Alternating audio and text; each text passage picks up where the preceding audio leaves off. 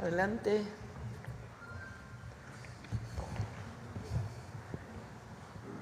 Bueno, ya están con nosotros. Siéntense, por favor. Está Iván Escalante, Procurador Federal del Consumidor, que nos va a hacer una explicación del precio de las gasolinas. Está también el maestro Edgar Amador Zamora, subsecretario de Hacienda, y Jesús Ramírez Cuevas, coordinador de asesores de la Presidencia. Ellos nos van a hablar de los foros del Plan Nacional de Desarrollo. Y está Bulmaro Juárez para cerrar con Suave Patria. Bueno, antes de iniciar las presentaciones, quiero platicarles de cuándo conocí a Edgar y a Jesús.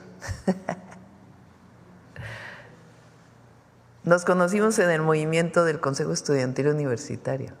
De hecho, a Jesús lo conozco desde antes, ¿verdad? Él era estudiante de CCH Naucalpan, ¿no? Y ya su servidora, que tengo un poquito más de años, era estudiante de la Facultad de Ciencias de la UNAM. Edgar, estudiante de la Facultad de Economía, también jovencito. Entonces, los tres nos conocimos en aquel movimiento estudiantil del Consejo Estudiantil Universitario.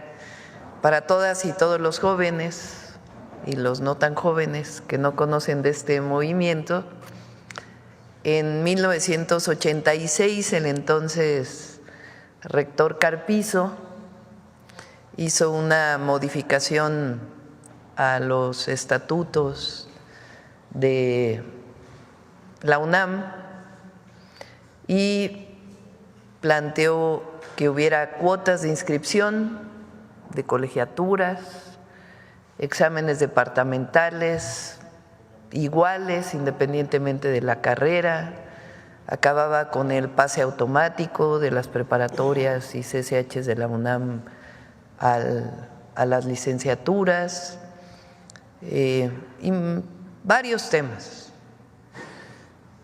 Entonces se organizó un movimiento estudiantil en aquella época. Se hicieron primero algunos mítines, eventos, asambleas en las facultades, en las prepas, en los SHs, en contra de esta reforma que además la habían pasado en el Consejo Universitario, le decían por obvia resolución, o sea, en vacaciones pasaron la reforma. Y nos organizamos como estudiantes, porque estábamos en contra, principalmente de que hubiera colegiaturas y inscripciones en la UNAM.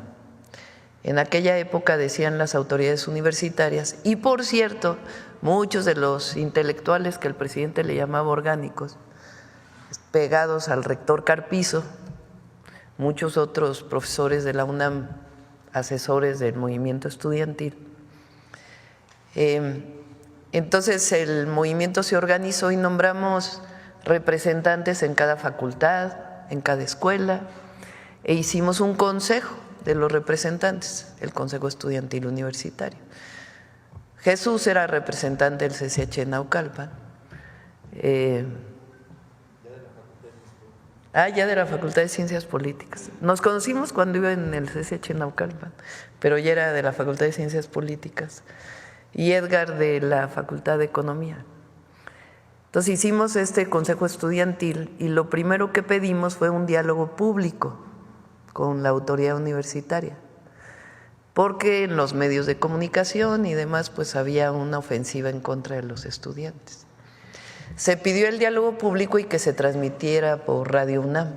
Entonces, muy soberbia la autoridad universitaria de entonces y todos los profesores que apoyaban pensaban que iban a ganar el debate. ¿Y cuál fue su sorpresa? Que los estudiantes ganamos el debate, las y los estudiantes, con un argumento central: la educación no es una mercancía por la que se deba pagar, sobre todo cuando es pública, o cuando es particular, pues tiene otra orientación y está bien que haya educación particular, pero el Estado tiene la obligación de proveer educación pública de calidad, gratuita, laica, como establece el artículo 3º constitucional. Entonces decíamos, la educación no es una mercancía ni un privilegio para el que la pueda pagar. La educación es un derecho establecido en el 3º constitucional. Y con ese argumento ganamos el debate público, llevamos a huelga la UNAM por 2 semanas, hasta que la autoridad tuvo que echar para atrás las reformas. Se llenó el Zócalo con estudiantes ya no solo de la UNAM, sino del Politécnico, de la UAM. Les estoy hablando del 86-87. Entonces, pues me da mucho gusto porque yo conocí a Jesús antes que el presidente López Obrador.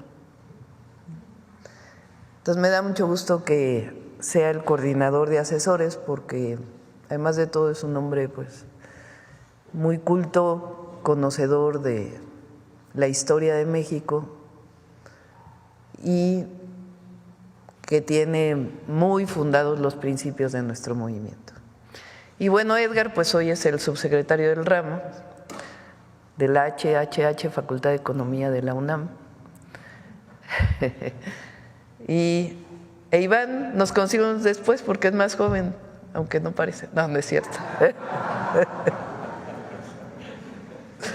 Es mucho más joven. Iván estuvo conmigo con Iván nos conocimos en el 2006, cuando yo salí del gobierno de la ciudad, que era secretaria de Medio Ambiente, y el presidente López Obrador era jefe de gobierno. No, ya no era jefe de gobierno, ya había salido a la campaña.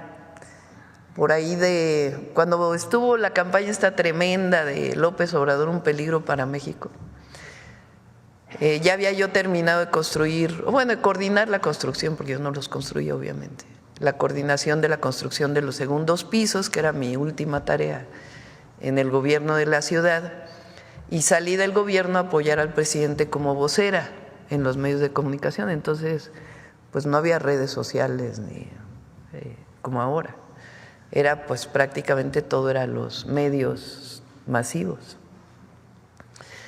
Y el que me entrenó, hubo 2 personas que me entrenaron para salir a los medios: Iván Escalante y Rosa Isela Rodríguez, para que vean que pues tenemos muchos años de conocernos y estar en este gran movimiento de transformación del país.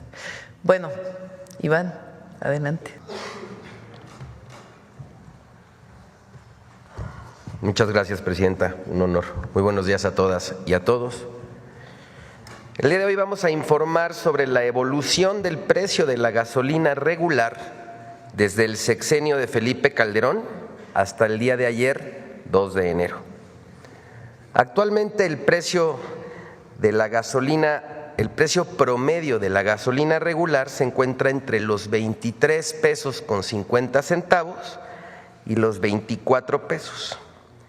Esta gráfica que les presentamos da cuenta de la evolución del precio constante, es decir, poniendo como base el precio al día de hoy sin considerar la inflación. A partir de ello, nos lleva a establecer que durante el sexenio de Felipe Calderón, el precio promedio de la gasolina empezó en 14.75 pesos y finalizó en 18.10, lo que significó un incremento del 22.9%. En el sexenio de Enrique Peña Nieto, inició en 18 pesos con 25 centavos y finalizó en 26 pesos con 1 centavo. Y en este periodo fue cuando se dieron los famosos gasolinazos que afectaron tanto a las familias mexicanas. En estos 6 años, el incremento representó 42.8%. En el gobierno del presidente Andrés Manuel López Obrador, quien cumplió su promesa de no incrementar en términos reales el precio de la gasolina, pasó de 25.48 a 24.15, lo que significa una reducción del 5.2%. Y en los 3 meses de la presidencia de la doctora Claudia Sheinbaum, al iniciar su sexenio, el litro de la gasolina se encontraba en 23 pesos con 95 centavos y al 2 de enero está en 23,85, lo que indica que tuvo una disminución del 0.4%, cumpliendo también su promesa de no incrementar el precio de la gasolina. Aquí un mensaje a todos y todas las y los panistas que aseguran que el grupo parlamentario de Morena se negó a limitar el precio de la gasolina por debajo de los 20 pesos, les decimos que mienten, pues no existe registro alguno sobre dicho señalamiento. En esta gráfica, que es muy clara, se nota que los responsables de los incrementos desmedidos de las gasolinas fueron durante los sexenios prianistas.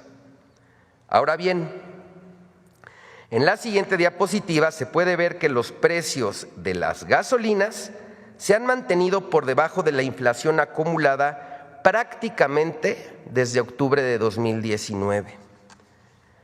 Y por cierto, el comportamiento del precio del diésel en términos reales también ha disminuido en un 11.03% durante los sexenios del presidente López Obrador y la presidenta Claudia Sheinbaum, mientras que en el de Calderón se incrementó en un 57.6% y en el de Peña 40.3%. En la siguiente lámina se muestra el precio promedio de la gasolina en distintos países del mundo, destacando que nuestro combustible está por debajo del precio de países como Sudáfrica, España, Reino Unido, Alemania, Francia, Italia y Suiza. Informarle, Presidenta, a usted, al pueblo de México y a los medios de comunicación que a partir de la siguiente semana no solo vamos a estar poniéndole taches en las conferencias de prensa a las gasolineras que se pasan de listas con sus precios, sino que iremos físicamente a colgar unas lonas con este diseño para señalar a aquellos gasolineros que se vuelan la barda con lo que ganan a cada litro de gasolina. Aquí les mostramos un ejemplo de algunas gasolineras que están en este supuesto. La gasolinera Petroseven, ubicada en San Pedro Garza García, Nuevo León, le gana a cada litro de gasolina 4 pesos con 97 centavos. Y la gasolinera Móvil en Monterrey, también en Nuevo León, le gana 4 pesos con 75 a cada litro que vende. Vamos a estar revisando constantemente, siguiendo su instrucción, Presidenta, los precios de las gasolinas y denunciando a las empresas que se vuelan la barda. Muy buenos días a todas y a todos. Con permiso, Presidenta. Esta gráfica lo que muestra es el precio de la gasolina, se llama a pesos constantes. ¿Qué quiere decir? Se descuenta la inflación. O sea, si tomamos en cuenta la inflación cada año, entonces habría una elevación del precio. Pero si consideramos lo que significaría el precio a los pesos, en este caso, del 2025, ¿cuánto valdría la gasolina en el 2018, en diciembre del 2018, si consideramos los pesos del 2025? Eso quiere decir los precios constantes. Entonces, si lo consideramos así, lo que vemos es que con estos pesos del 2025, la gasolina en la época del cierre de Peña Nieto estaba a 26 pesos del 2025, considerando el porcentaje de la inflación. Entonces, lo que vemos aquí es que en términos reales la gasolina ha disminuido, cosa que no fue así en el periodo de Calderón, que subió 22.9%, y los famosos gasolinazos del periodo de Peña Nieto, que subió 42.8% en términos reales. Entonces, el precio de la gasolina, que lo vamos a seguir viendo en el quién es quién en los precios de los lunes, que lo va a seguir presentando Iván, debería estar entre 23 y 24 pesos. Es un margen razonable para las ganancias de los gasolineros, incluido el IEPS y todo lo que tiene que ver con los impuestos. Sobre ese margen vamos a estar. Pero hay gasolineras, que fue lo que yo mencioné el lunes pasado, que lo están vendiendo a 28 pesos. La Magna, estamos hablando de la gasolina Magna. O le están vendiendo a 29, 26, que ya no es justificable. Entonces, primero, para que sepan que estamos cumpliendo con nuestra promesa de que no va a aumentar en términos reales el precio de las gasolinas. Y segundo, que sepan que Profeco, dentro de su margen de actuación, pues no solamente va a estar denunciando aquí las gasolineras que tienen precios mayores, sino que también pues va a ir a las propias gasolineras a ponerles un tache para que la gente sepa pues si están dentro del margen o no de lo que debe ser el precio de la gasolina. Bueno, esto es sobre este tema. Ahora sí, el Plan Nacional de Desarrollo. ¿Quién empieza, Edgar?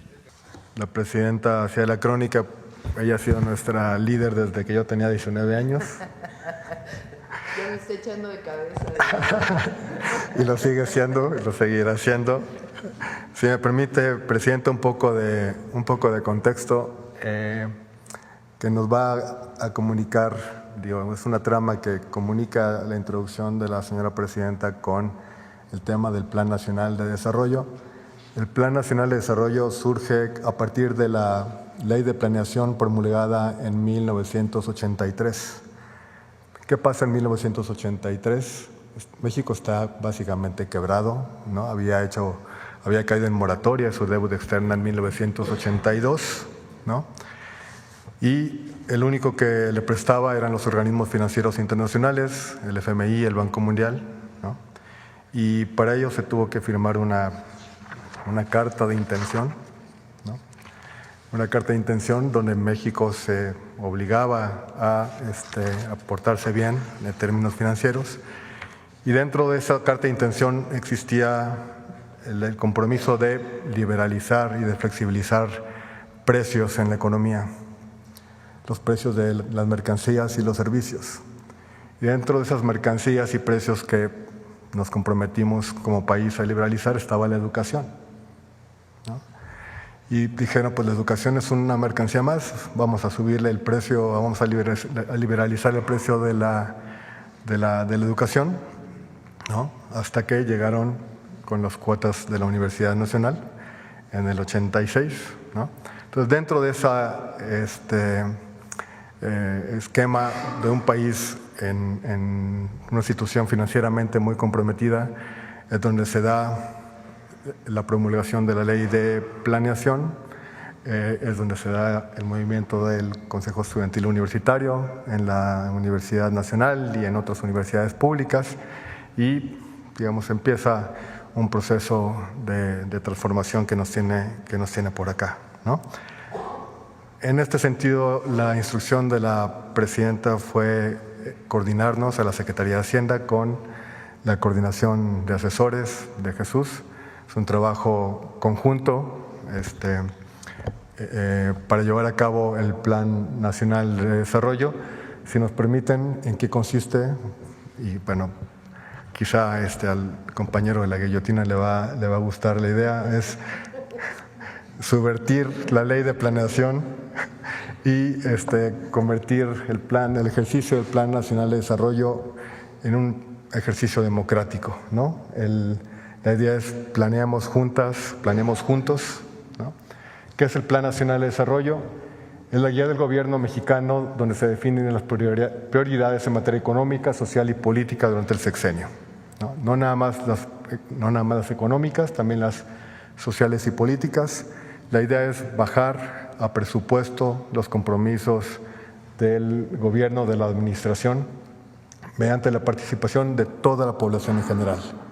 Organizaciones obreras, campesinas, la sociedad civil, pueblos originarios, instituciones académicas, organismos empresariales, jóvenes, mujeres, personas adultas mayores, personas con discapacidad. ¿Cómo bajamos estas consultas, esta participación de la sociedad a los ejes presupuestales? Mediante dos metodologías. La primera es unos ejes generales. Si ponemos la siguiente, por favor.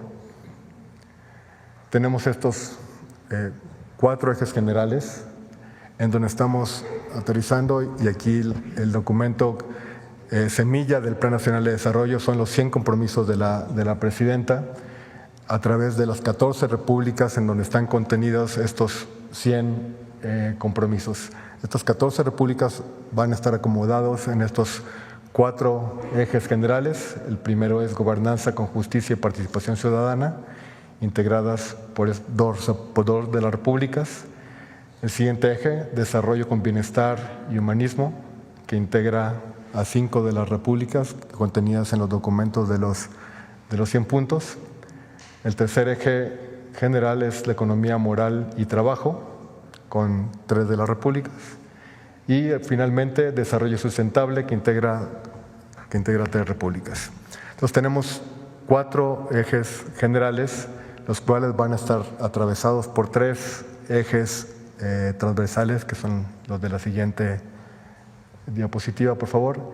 Igualdad sustantiva y derecho a las mujeres, que es la que incluye la última de las repúblicas. Innovación pública para el desarrollo tecnológico, la creación de la Agencia de Transformación Digital y Telecomunicaciones, y el derecho de las comunidades indígenas y afromexicanas a partir de la reforma constitucional. Estos 3 ejes son transversales, van a ser comunes a los 4 ejes generales, y ahí vamos a plantear no nada más los 100 puntos que recogen el planteamiento de la presidenta a partir de su recorrido por el país, sino que a través de los foros, y le dejo la palabra a Jesús, vamos a pedir, a incentivar, a animar la participación de la sociedad y de todos los grupos activos para que enriquezcan el documento y configurar el Plan Nacional de Desarrollo, que acabará aterrizado en ejes y partidas presupuestales. Le dejo la palabra a Jesús, con su permiso. Presidenta, un saludo, un buen día.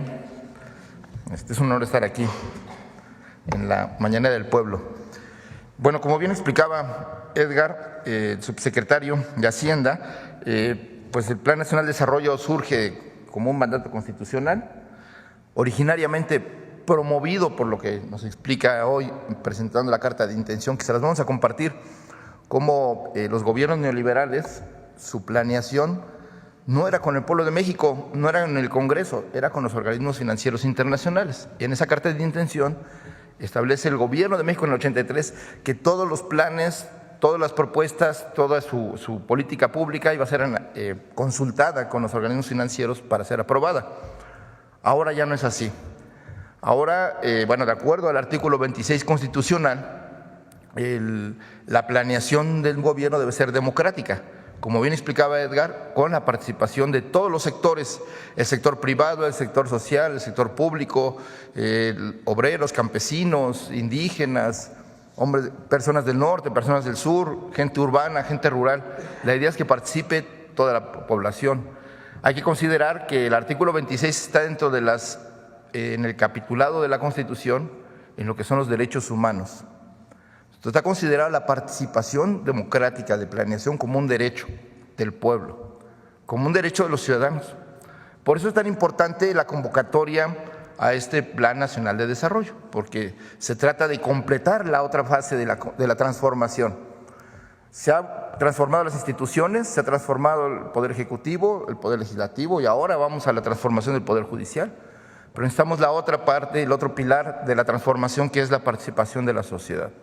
Entonces, es por eso es importante esta convocatoria en la que pues la planeación democrática, siendo un derecho, ahora se abre la posibilidad, como está normado por los tiempos de la ley, de la Constitución, el Plan Nacional de Desarrollo hay que entregarlo a finales de febrero. Bien explicaba Edgar que una parte es, digamos, toda la parte del presupuesto, los planes, digamos, a largo plazo, todo lo que, las obras de infraestructura, en fin, todo lo que es la planeación.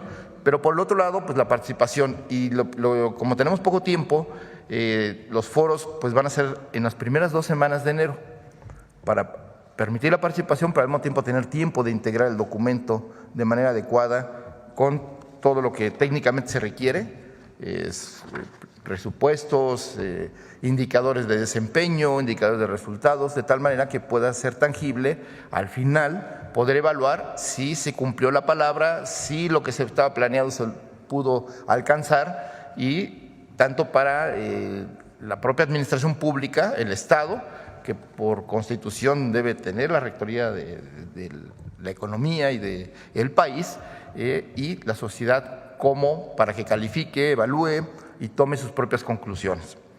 Este Plan Nacional de Desarrollo, ¿se puede pasar a la siguiente, por favor? La que sigue.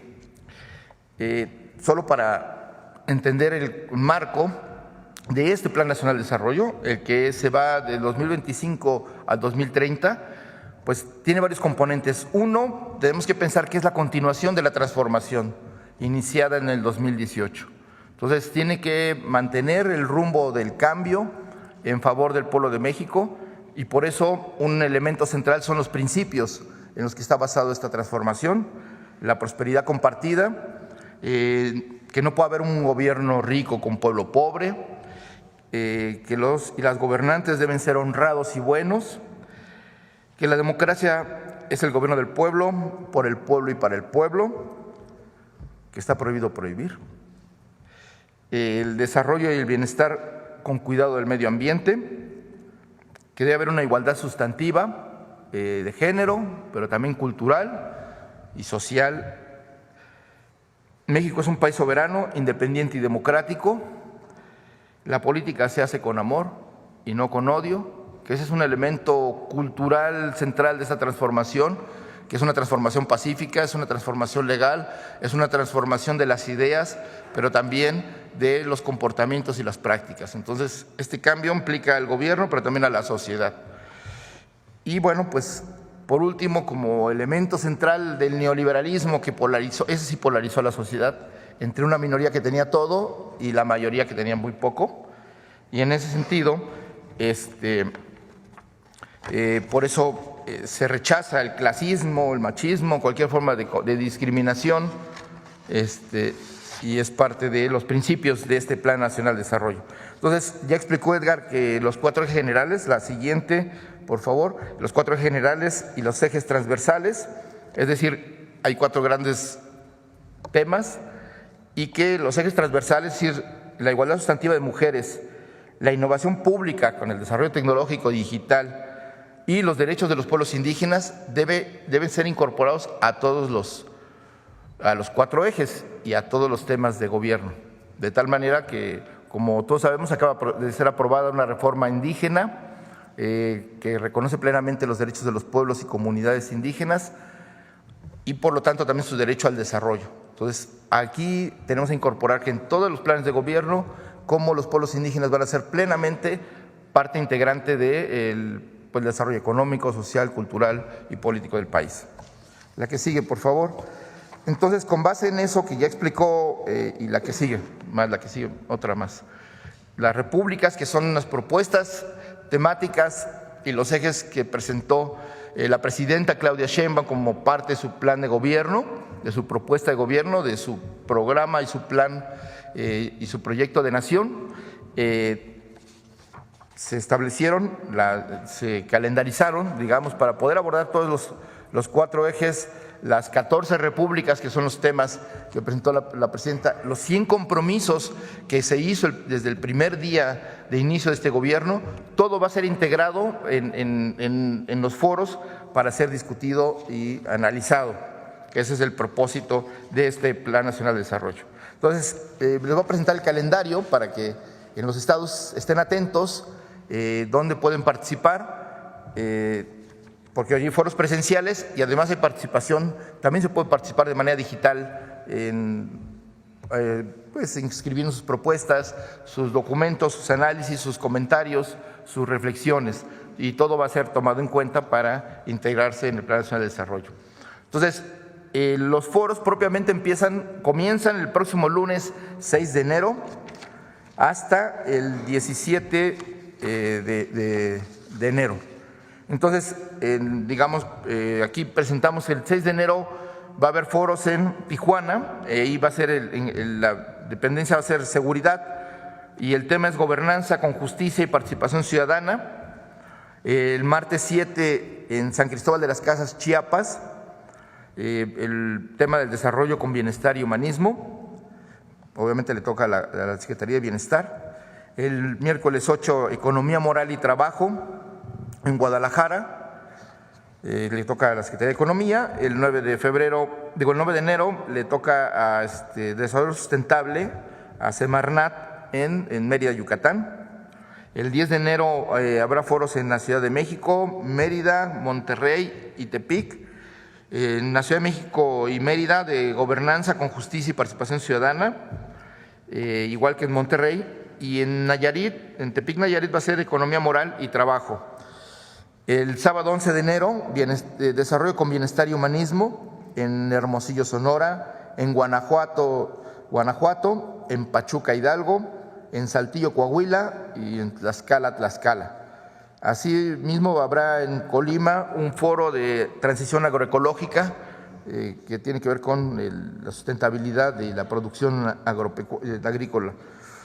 El 12 de enero, economía moral va a estar en Aguascalientes, le corresponde economía. En Veracruz habrá otro foro también que tiene que ver con economía, el desarrollo de los puertos, etcétera, que va a llevar a cabo la Marina. Y en la Ciudad de México habrá un encuentro de ejidos y comunidades agrarias del segundo piso de la Cuarta Transformación para discutir los temas de la agenda, digamos, de los sujetos agrarios sociales, ejidos, comunidades, campesinos, en fin, cooperativas. Eso va a ser respecto de eso. Luego, el 13 de enero va a haber un foro de desarrollo sustentable en Culiacán, otro de desarrollo, bienestar y humanismo en Zacatecas, desarrollo sustentable en Tampico, en Durango, Mexicali y Morelia con este tema. Luego, gobernanza con justicia y participación ciudadana en Querétaro, el mismo 13 de enero. Y en la Ciudad de México, gobernanza con justicia y participación ciudadana sobre el tema de migración. Y en La Paz, Baja California, economía, moral y trabajo enfocado hacia el turismo. Un foro de juventudes en Ciudad Victoria, Tamaulipas, del INJUVE. Y el 14 de enero habrá foro de mujeres en la Ciudad de México.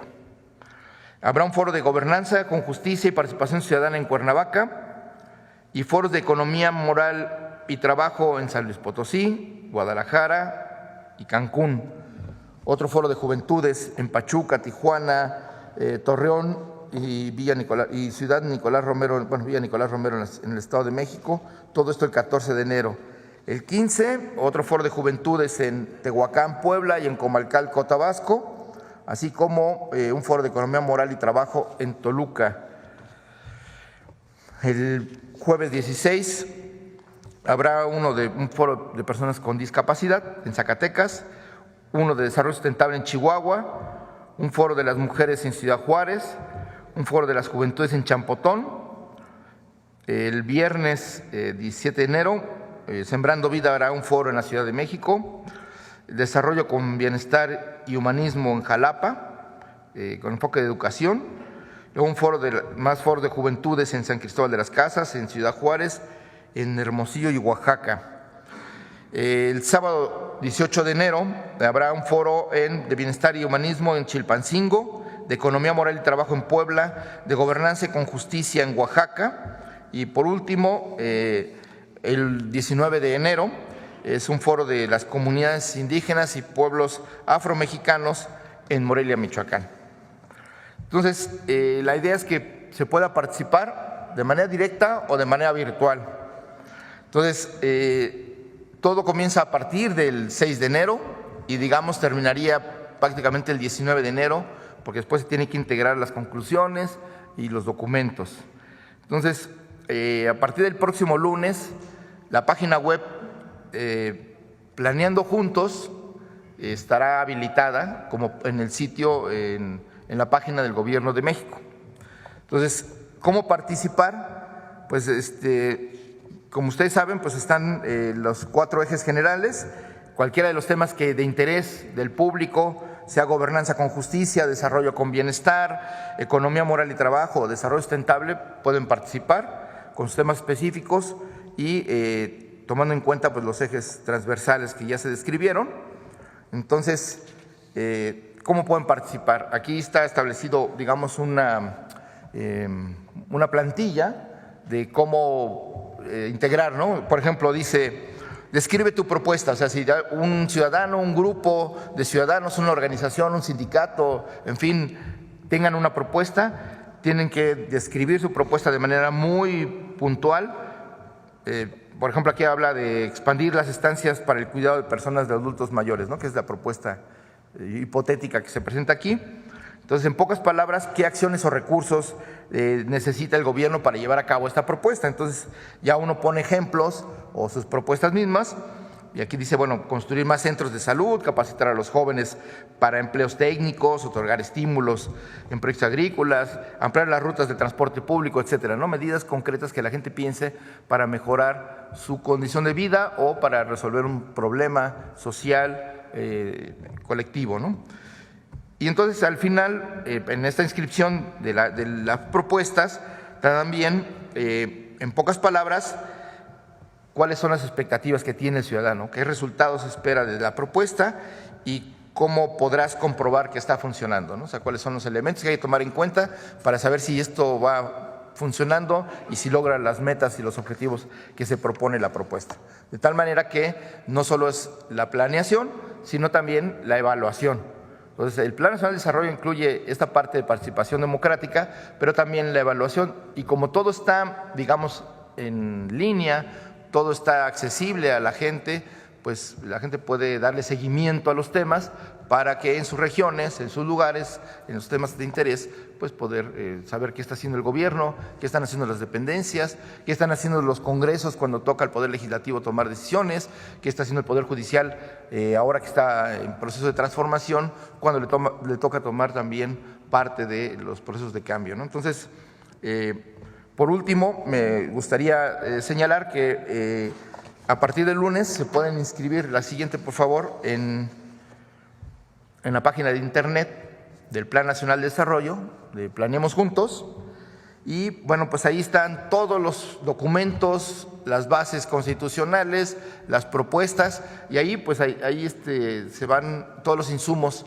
necesarios, cuáles son las convocatorias de los foros, cuáles son los temas a discutir, cuáles son, digamos, todos los elementos que se requieren para participar. Ahí van a estar en esta página, que será parte de un micrositio de la página del Gobierno de México. Pues ahí yo lo dejaría, solo decir al final que es un gusto grande presentar este Proyecto Nacional de Desarrollo, escuchando a la presidenta decir, hablando de un movimiento histórico, por decirlo así, estudiantil, que fue el primer movimiento que se opuso de manera directa, pero además triunfó frente a los propósitos privatizadores del neoliberalismo, que pensaba que todos los bienes públicos, todos los servicios, todos los derechos podían ser privatizados para funcionar mejor. Ya después de 36 años vimos que ese no era el camino y por eso estamos en otra senda donde el sujeto principal es el pueblo de México y por eso esta invitación a participar, a pensar qué país queremos, ¿Cómo lo podemos construir juntos? Sector social, sector privado, sector público y pues todas las regiones del país que por primera vez están siendo tomadas en cuenta en planeación, en desarrollo, en proyectos económicos, en proyectos de infraestructura y por supuesto y sobre todo los derechos de la gente, ¿no? Los derechos sociales. Entonces, pues una invitación a que este país es democrático pensando que la democracia no es solo la elección de autoridades del Poder Ejecutivo, de representantes en el Poder Legislativo y ahora de jueces, magistrados y ministros, sino también, y como lo describe el artículo 3 constitucional, la democracia debe ser un modo de vida. Debemos acostumbrarnos a que la democracia debe ser la forma en cómo debemos convivir, no solo gobernantes y gobernados, sino también entre la misma sociedad. Entonces, lo que dice el artículo 3 constitucional es que la democracia debe ser un sistema de vida que procure el mejoramiento constante de su pueblo. Y eso es lo que esta cuarta transformación, este gobierno se propone, está llevando a cabo y que, bueno, en este Plan Nacional de Desarrollo queremos que la gente también participe y proponga y dé seguimiento a la labor del gobierno, que eso es finalmente también una escuela de formación política, una escuela ciudadana, una forma de fortalecer nuestra democracia. Muchísimas gracias. Muchas gracias. Un anuncio más. Hoy anuncio que a partir del lunes el ingeniero y profesor universitario, exgobernador de Veracruz, Cuitláhuac García, se incorpora como director de Cenegas a partir del próximo lunes. Poca gente conoce que Cuitláhuac es un ingeniero mecánico electricista por la Universidad Veracruzana, muy buen ingeniero. Él estaba estudiando su doctorado fuera y tomó la decisión en el 2006, si no me equivoco, o en el 12, hablando así de edades, de dejar el doctorado para venir a luchar por la transformación de México. Pero es un hombre, además de honesto y consecuente, parte del movimiento de transformación con muchos conocimientos técnicos sobre electricidad, pero también en general sobre energía. Entonces él nos va a ayudar a coordinar todos los trabajos que tienen que ver con producción, consumo, distribución de gas natural en Cenegas. Bueno, lo que estamos planteando nosotros es que, a diferencia de todo el periodo neoliberal, el Estado debe tener una participación en la economía. Como eje central de la planeación, y que no se confunda con que estamos en contra de la inversión privada o del mercado, no. Lo que no creemos es que el Estado, su única tarea sea la de regular, sino que también tiene que entrar a un proceso de planeación y de participación en distintos sectores estratégicos y al mismo tiempo promover la inversión privada, el libre mercado en ciertas áreas y particularmente la defensa del tratado con Estados Unidos. Es decir, es un modelo económico que no es regresar al modelo de desarrollo estabilizador, porque correspondió a una época de la economía del mundo, ni siquiera solamente de la economía nacional, pero tampoco el modelo de la economía neoliberal donde todo se dejaba al mercado. Aquí el objetivo es generar riqueza y distribuirla, no solamente generar riqueza y pensar que el solo hecho de generar riqueza se va a distribuir de arriba hacia abajo y que el Estado tenía que participar apoyando a los de arriba. Aquí la idea es que la economía se impulsa desde abajo y por eso los programas de bienestar, los derechos sociales, el impulso a ramas económicas como la energía, como la aviación,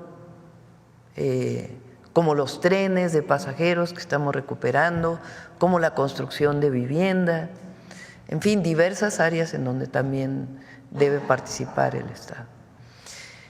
Esta idea que tienen los organismos internacionales, que todavía la tienen a pesar de que muchas cosas han cambiado en el mundo, de que solo es el mercado quien debe guiar la economía, pues lleva a pensar a lo mejor que en México va a haber bajo crecimiento económico. Nosotros creemos que con el Plan México y el plan de desarrollo que tenemos vamos a impulsar el crecimiento económico. Ahora, no es suficiente el crecimiento económico. Un país debe medirse no solamente por cuánto aumenta el Producto Interno Bruto, sino cómo se distribuyen los recursos, cuánto ganan sus ciudadanos, cuál es el salario que perciben, a qué derechos tienen acceso, y no solamente los grandes indicadores del desarrollo o de la economía. No solo nos interesa la inversión extranjera directa, sino nos interesa cuántos empleos se está generando, cuánto ganan los trabajadores que generan esos empleos producidos por la inversión. Ahora, el mundo ha cambiado en el sentido de que durante todo el periodo neoliberal la visión era la globalización. Entonces, no importaba dónde se fabricaran las cosas, había que traerlas de los lugares donde se producían más barato. Eso llevó a esta definición de que no debería de haber política industrial o de que México no debería refinar su petróleo o de que México no importa que no produjera fertilizantes, había que adquirirlos donde fueran más baratos. Entonces, incluso muchas empresas que se privatizaron durante el periodo neoliberal cerraron, como los ferrocarriles de pasajeros o como la producción de fertilizantes o como petroquímicas, que dejaron de producirse en México porque eran más baratos producirlos en el exterior. La propia crisis del neoliberalismo desde el 2008, por la crisis del 2008, y particularmente agravada años después por la pandemia y los costos que generó la distribución de mercancías y las limitaciones en la distribución de mercancías y el propio crecimiento económico de China, pues llevaron a una visión distinta de ya no impulsar la globalización, sino los mercados regionales. Entonces, ¿qué visión tenemos nosotros? Tenemos la visión del Plan México. ¿Qué significa? Seguir promoviendo los grandes derechos del pueblo de México: educación, salud, acceso a la vivienda, los derechos hoy establecidos en lo que eran los programas de bienestar, seguir apoyando desde abajo y al mismo tiempo impulsar la inversión privada. ¿Cómo? Que genere bienestar y que se instale en aquellos lugares en donde hay recursos naturales que permitan su desarrollo. Es decir, no vamos a poner cerveceras en Mexicali o no vamos a promover, no nosotros, no vamos a promover que se pongan cerveceras en Mexicali, sino en los lugares en donde hay agua, como fue el caso de Constellation Brands, se llama, ¿no? Que se movió a Veracruz y que hoy tiene pues una producción muy importante. A eso le llamamos relocalización de empresas con desarrollo regional, a partir de polos de bienestar. ¿Qué más planteamos? Que México poco a poco debe producir bienes que dejaron de producirse en México en todo el periodo neoliberal y fortalecer la producción nacional con empresas nacionales, desde las microempresas hasta las grandes empresas, y con empresas extranjeras.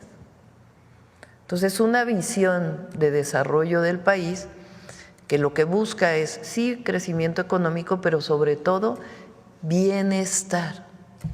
O sea, el desarrollo tiene que tener dos apellidos: sustentabilidad y bienestar. Y eso es lo que estamos planteando. Y justicia al final de cuentas. Se piensa en la economía informal, a veces solamente se piensa en las personas que venden en vía pública, por ejemplo, y que a lo mejor no tienen un espacio y que pagan impuestos, aunque no, digamos, lo que pagaría un microempresario formal dedicado al comercio. Pero hay otras áreas de trabajo informal. Uno de ellos, por ejemplo, es el trabajo de los repartidores de plataformas. ¿Por qué es trabajo informal? Porque en realidad se consideraban como socios de una empresa transnacional, que por cierto saca la mayor parte de sus ganancias fuera del país, y que contrata personas a través de un esquema en donde no hay contratos, sino que los convierte en socios. A nosotros impulsar la ley que ya fue aprobada, de que esos trabajadores tengan seguridad social y puedan seguir trabajando en las diversas modalidades donde trabajan ahora, pues evidentemente estamos formalizando sectores de la economía. Al seguir impulsando que las trabajadoras del hogar puedan tener derechos y seguridad social, pues estamos formalizando una parte del sector de la economía que se considera informal. Estamos trabajando en un programa muy intensivo para los jornaleros agrícolas y las jornaleras agrícolas dentro del país, que migran muchas veces de Oaxaca, de Chiapas, de Guerrero, a lugares como Sinaloa o Sonora, donde hay producción agrícola y que requieren mano de obra. Migran durante 6 meses y después se regresan a sus comunidades. Hoy están en mejores condiciones que las que estaban hace muchos años, pero de todas maneras siguen siendo de los sectores de mayor pobreza en nuestro país. ¿Qué queremos? Que todas y todos los jornaleros agrícolas tengan derecho a una seguridad social, tengan derecho a la educación, sean empleados formales. Entonces, no solamente es que hay que tener programas para quien vende en la vía pública, o que es lo único que se piensa que es la economía informal, sino muchos sectores de la economía que trabajan en sectores formales, pero que son contratados de manera informal. Entonces ahí es donde queremos entrar. Toda la reforma que se hizo relacionada con el outsourcing, pues eso era trabajo informal, porque aunque supuestamente estaban registrados en el Seguro Social, pues en realidad se registraban con salarios mucho más bajos de lo que en realidad ganaban.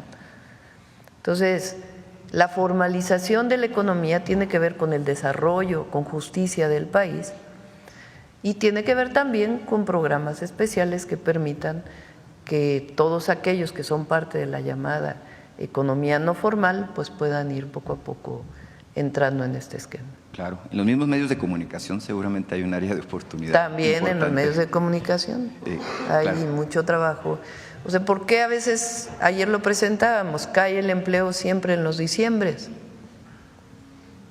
Porque hay muchos contratos que son anuales y se terminan poco antes, o trimestrales, para evitar generar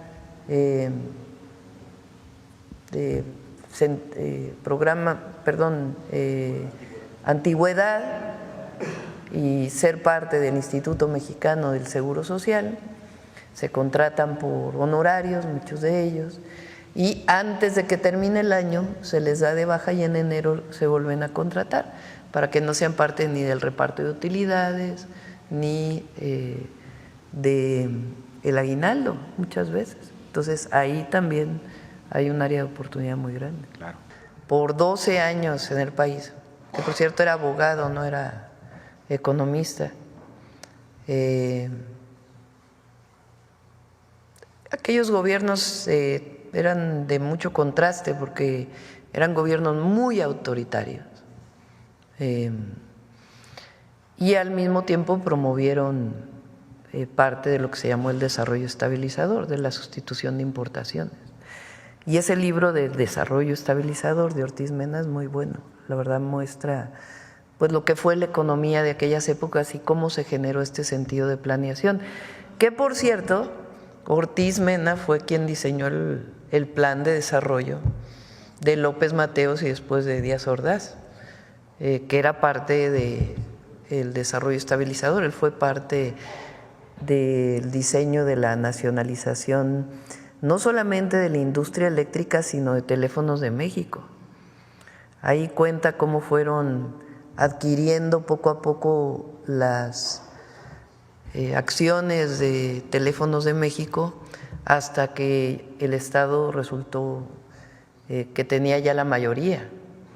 O cómo cuando se pone de acuerdo el gobierno de México para la nacionalización de la industria eléctrica, establece un plan de pago, porque se les pagó a las empresas inglesas principalmente, establece un plan de pago con tasas bajas y le pide a esas empresas que no se lleven el dinero de México, sino que inviertan en otros sectores de la economía. Es un libro muy interesante.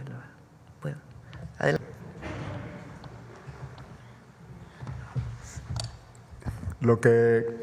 Con lo que cuenta el gobierno de la República es un mecanismo de compensación para evitar que el precio de la gasolina supere la inflación.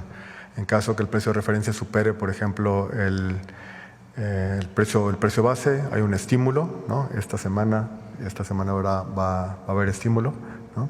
El año pasado, por ejemplo, 5 meses hubo estímulo. En años anteriores, cuando los precios de referencia se han disparado, la administración ha provisto, digamos, de estímulos considerables que se compensan con los ingresos petroleros.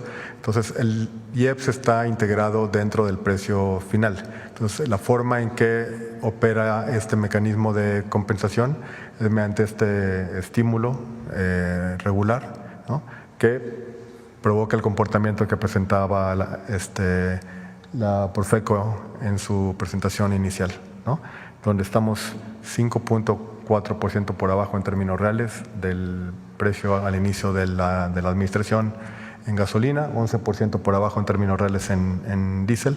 Esa es la forma en que opera el mecanismo. No es un subsidio directo, sino es un estímulo al precio del combustible. Todos los proveedores. Diciembre inició ya el pago a proveedores y estableció Hacienda un mecanismo para garantizar el pago a proveedores entre enero, febrero, marzo, esencialmente. Se van a recibir todos los pagos. Pero se confirma entonces que en diciembre sí recibieron pagos los proveedores. No todos, pero sí una parte recibió los pagos y se va a cumplir con los proveedores como debe hacerse. ¿Se podrá conocer algún porcentaje? Se va a pagar a todos en los siguientes meses. Gracias. El 12 de noviembre pasado, la presidenta Claudia Sheinbaum Pardo firmó el paquete contra la inflación y la carestía, PASIC 2024-2025, en el cual participan 19 agroindustrias y 11 tiendas de autoservicio.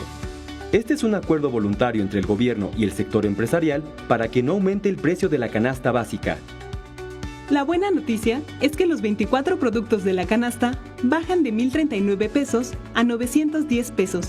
Los productos son aceite vegetal, chuleta de puerco, arroz, manzana, frijol, pollo entero, atún en lata, pasta para sopa, huevo, plátano, sardina en lata, azúcar morena, jabón de tocador, pan de caja, bistec de res, jitomate saladet, zanahoria, tortilla de maíz, papel higiénico, cebolla, leche, papa, chile jalapeño y limón. Esto ayuda a garantizar la alimentación de las familias mexicanas y a mejorar la economía popular. Cualquier abuso, repórtalo a Profeco 5568-8722. Las empresas firmantes de la renovación del PASIC son Walmart, H-E-B, Chedraui, Smart, Soriana, Casa Ley, Supercompras, La Comer, Calimax y Aprecio, Mersa, Superaki, Grupo Mar, Minsa, Lala, Bimbo, Su Carne, Kimberly Clark, Pilgrims, Schettino, Pinza, Maseca, Verde Valle, Ragazza, Alpura, San Juan, Bachoco, La Moderna, Sigma, Opormex y Grupo Porres. Conclusiones. Bueno, vamos con Bulmaro para cerrar. Cerramos ya. Con su permiso, Presidenta. Magyepe Mugugich, les acabo de saludar en mi lengua ayuk, el mije que se habla en el estado de Oaxaca. Hoy, esta mañana, vamos a presentarles una práctica ancestral que se encuentra en nuestra memoria colectiva.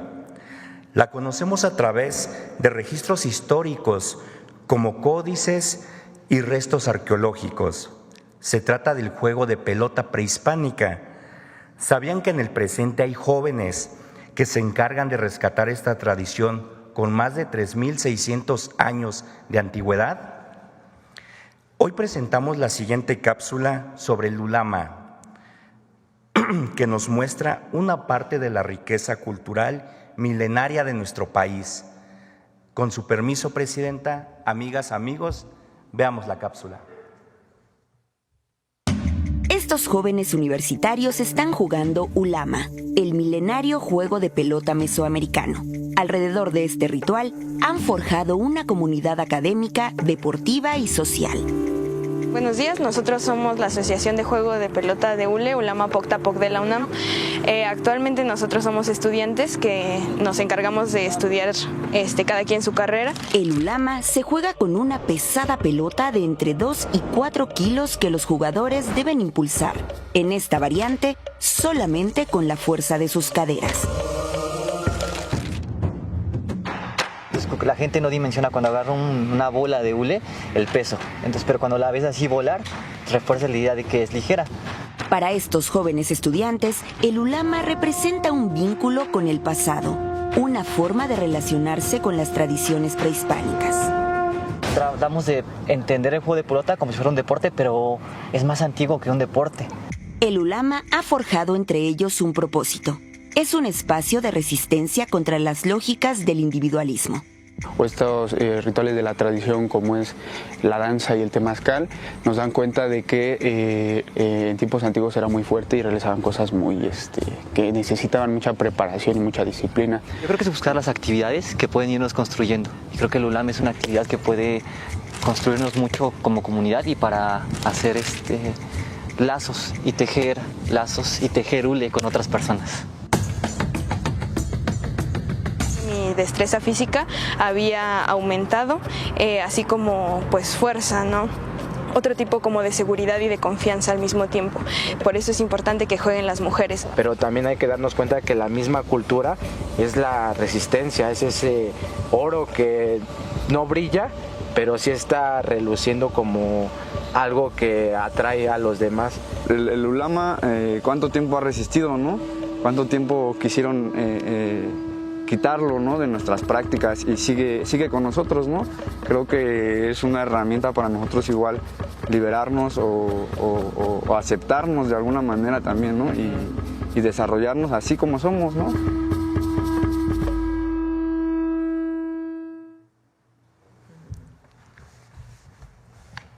El ulama está en lo más profundo de nuestras raíces y la memoria colectiva del pueblo de México. Como muchas otras tradiciones, gracias a estos jóvenes, esta tradición no muere ni morirá. Yad Hamuh 2025 Chonday, Mayad Suave Patriñash, Yamo Yashon Amdoitich, Yab Hamuh o Yashon Yahnashich. Este 2025, desde nuestra suave patria, les deseamos a todas y a todos ustedes un feliz año 2025. Dios Cujuyu, muchas gracias. Presidenta, con su permiso. Gracias. A ver, rapidísimo, echa las de los migrantes. ¿Qué pasó? México. Mi nombre es Ernesto Fonseca Rosas, orgullosamente mexicano. Por el llamado Llegué a este país hace 25 años. Con grandes esfuerzos y sacrificios, logré obtener mi doctorado. Y desde las diversas posiciones profesionales que he sostenido, he sido testigo de lo fundamental que la comunidad migrante mexicana en esta nación lo es, en particular en la economía. ¿Sabías que México se ha convertido en el segundo socio comercial más grande de Oregon y en su principal mercado de exportación, beneficiando a ambas economías? El comercio con México apoya a más de 59,000 empleos en este estado. especialmente en sectores claves como la agricultura, la manufactura y la tecnología. Gracias a esta colaboración, muchas familias tienen mayores oportunidades económicas. El 69% de las exportaciones e importaciones entre Oregon y México son autopartes y motores de vehículos, lo que refleja sin duda alguna los sólidos lazos industriales de nuestras economías. Sin embargo, este vínculo no lo definen tan solo estas cifras, pero más aún la prosperidad compartida, innovación sin fronteras y el desarrollo de un futuro más prometedor para nuestras familias en ambas naciones. Con gran orgullo mexicano les doy las gracias por sus atenciones y les mando un gran saludo desde Oregon. Hola México, soy Iván Hernández de Tehuacán, Puebla, ahora viviendo en Portland, Oregon. Crucé el desierto a los 12 años en abril de 2003. Actualmente trabajo en marketing en español para un equipo de béisbol profesional, creo contenido para la comunidad y participo en varias iniciativas comunitarias. A lo largo de mi vida personal y profesional he puesto a México y nuestra gente en lo alto, gracias a los valores inculcados por mis padres, ética de trabajo, disciplina y perseverancia. Ha sido un camino difícil, enfrentando discriminación, barreras de idioma y falta de recursos, pero como buen mexicano, no me rajo. Es importante destacar la enorme contribución económica de los inmigrantes, quienes con nuestro trabajo fortalecemos nuestras comunidades y las economías de nuestros países. Aunque no estoy donde quiero estar, trabajo cada día con la esperanza de regresar a mi tierra y seguir elevando a México con orgullo. Un abrazo fuerte y que viva México. Hola, somos las Twins, Eli y Maggie, y desde Santa Mónica, California, queremos decirles que contamos con este pequeño negocio de comida rápida desde hace más de 10 años. Servimos toda clase de comida de nuestra gastronomía mexicana a los empleados de las construcciones y más. Nos levantamos muy temprano para tener todo listo. Implica horas de preparación para llegar puntuales al lugar. Con este pequeño negocio aportamos a ambos países. Somos más de 2 millones de pequeñas empresas, donde más del 80% se queda en este país y el resto enviamos remesas a nuestras familias. ¡Vivan los migrantes! ¡Viva México! Muchas gracias a todos y a todas. Nos vemos el lunes. Gracias.